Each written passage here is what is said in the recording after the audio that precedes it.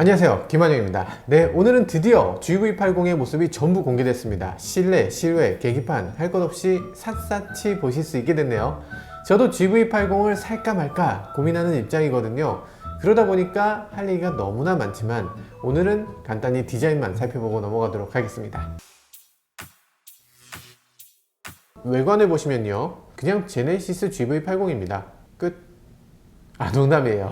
아니, 이게 컨셉트카로도 나오고 무려 3년이나 위장막으로 돌아다녔잖아요. 그러니까 이제는 굉장히 익숙한 디자인이죠. 와, 유출됐다 이런 게 아니라 이게 왜 아직도 유출이지? 아직도 양산이 안 됐어? 뭐 이런 느낌이에요.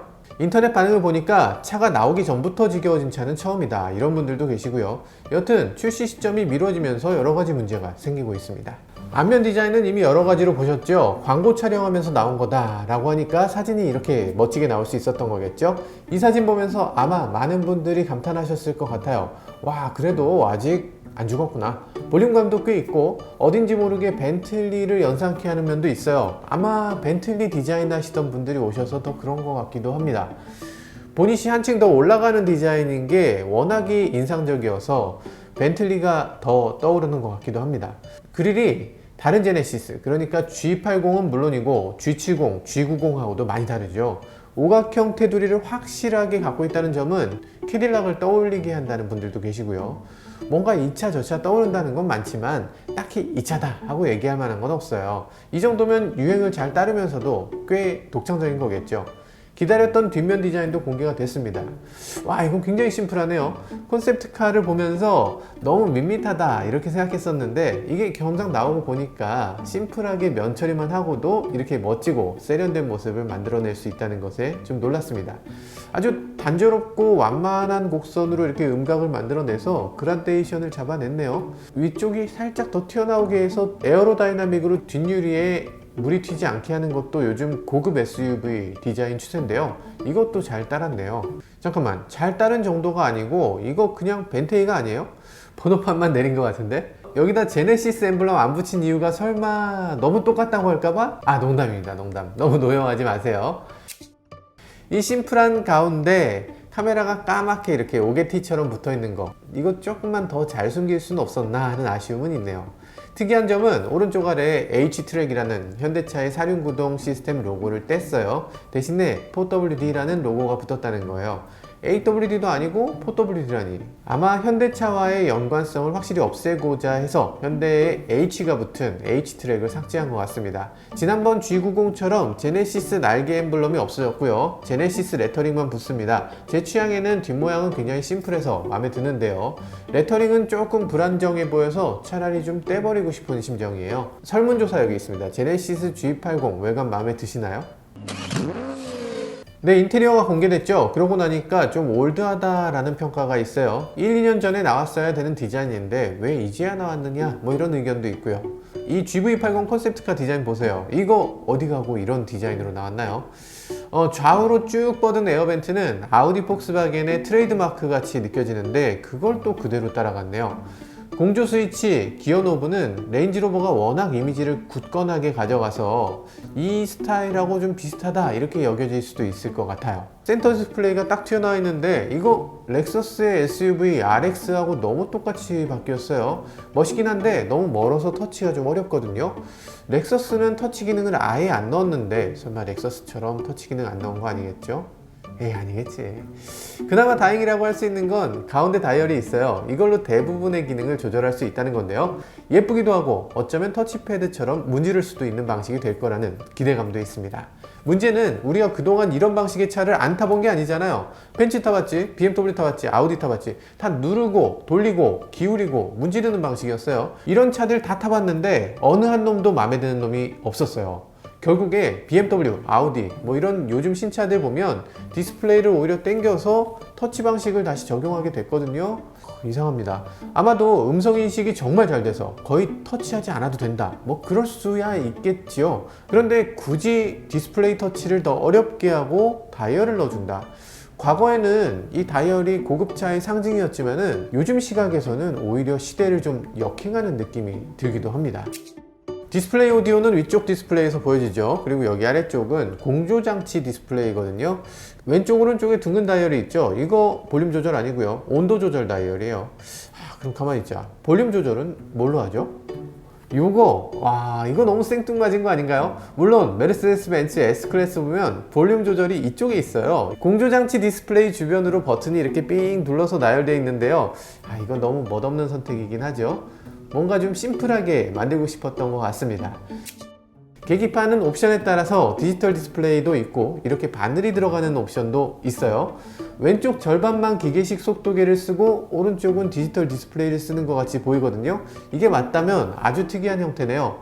고급감이 그렇게 높지는 않습니다. 소나타, 그랜저라면 이 정도면 어울릴 텐데 제네시스에는 기대가 너무 큰 걸까요? 요즘 현대차가 디지털 디스플레이를 적극적으로 이용하는 것까지는 좋은데 그 내용물인 디자인에 훨씬 더 신경 써야 합니다.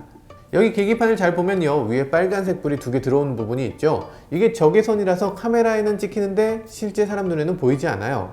G70 타보면 아시겠지만 계기판에 3D 디스플레이를 하기 위해서 이런 게 붙어 있거든요.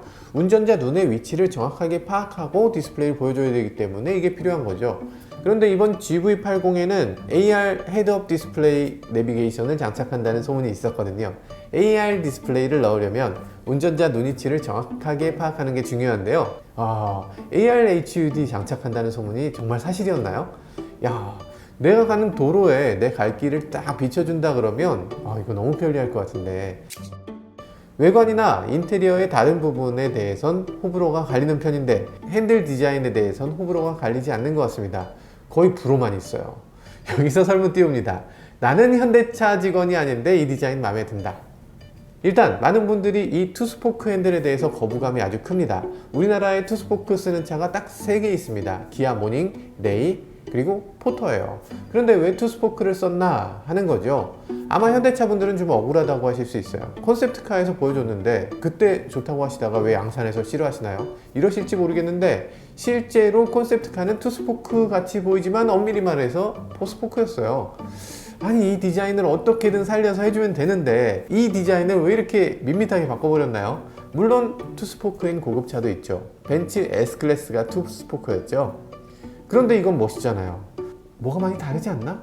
클래식하다고 하기도 좀 그렇고 미래적이라고 하기도 좀 그렇고 핸들이 좀 엉성해 보이는 이유는 또 있습니다. 에어백이 들어가는 이 부분을 홈커버라고 하는데요. 이 홈커버가 사방으로 틈이 있는 디자인이에요. 이런 디자인의 홈커버는 지금까지 없었거든요. 덮개가 빈틈을 덮는 형태거나 안쪽으로 들어가는 느낌이지 이렇게 사방이 붕 뜬 것처럼 느낌을 주는 경우는 없는데 지금 보이는 이 틈은 얇은 볼펜 같은 거 그냥 들어갈 정도의 틈이거든요. 차의 단차가 제품력에 어떤 영향을 끼치진 않아요. 그렇지만 이 단차를 극단적으로 줄여서 품질 수준을 과시하는 게 요즘 고급차의 추세거든요. 운전자에게 가장 가깝고 잘 보이는 위치에 있는 핸들에 굳이 이렇게 틈을 만들어 놓는다는 거 사실 납득하기 어려운 부분이에요. 스피커는 아주 인상적인데요. 이 차는 이게 고급 버전인지 보이는 것만 2개네요.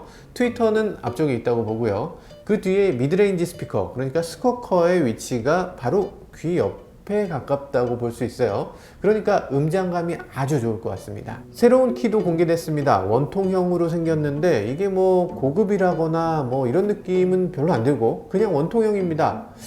신형 소나타나 그랜저에 쓰는 현대차 신형 키 아주 멋있는데요.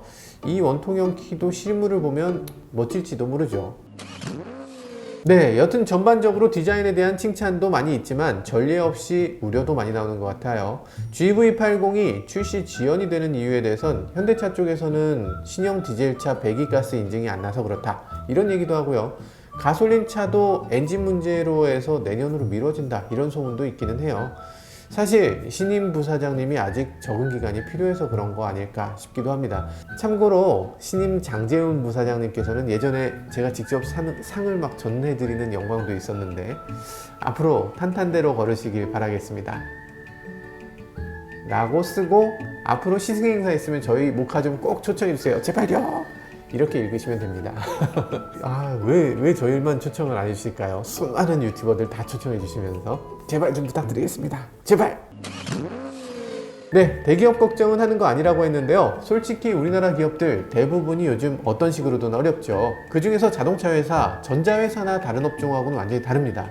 전자회사라면은 비교적 유동적이에요. 생산량도 조절하고 공장도 열거나 닫거나 하고, 그리고 해외에 수주하거나 아니면 뭐 수입하거나 뭐 자유롭게 할 수 있는데, 자동차는 호흡이 엄청나게 깁니다. 한번 공장을 열면 죽으나 사나 그냥 팽팽팽팽 돌려야 됩니다.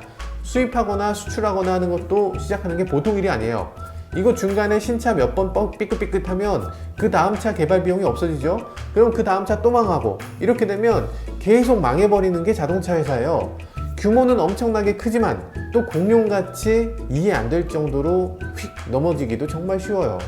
우리가 현대차만 생각하니까 굉장히 튼튼하게 생각되죠. 근데 대우자동차 GM에 팔렸죠. 삼성자동차 르노에 팔렸고, 쌍용차 마인드라에 팔렸고, 기아차 현대차에 팔렸잖아요. 최근 5개 회사 중에 4개가 망한 게 우리나라 자동차 업계입니다. 그러니까 신차에 대한 평가에 굉장히 민감할 수밖에 없는데, 요즘 현대차 신차 평가는 그렇게 좋지 않은 것 같기도 해요. 물론 모든 사람들이 두루두루 나쁘지 않다 뭐 이렇게 말하는 무난한 차만 만들 수는 없겠죠. 그런데 이건 지금은 좀 괴상하지만 그래도 이유가 있어서 이렇게 만들었구나 라고 느낄 수 있는, 적어도 추구하는 방향이 뭐구나 라고 할 수 있는 확고한 신념 같은 게 보여야 되겠죠. 안 팔릴 각오를 하고 정말 최고로 만들고 싶은 차 만들어주면 거기에 왜 팬이 안 생기겠어요. 테슬라 트럭 한번 보세요. 저 괴상한 차에 20만 명 넘게 예약하잖아요. 자, 짧게 한다고 해놓고요, 이래저래 너무 말을 많이 드린 것 같은데요, 아직 신차 보기 전입니다. 가격도 나오지 않았죠. 저는 GV80 사야 할지 말아야 할지 정식 발표가 나오기 전까지는 판단을 미뤄두도록 하겠습니다. 네, 지금까지 저는 모카 김한용이었습니다. 감사합니다.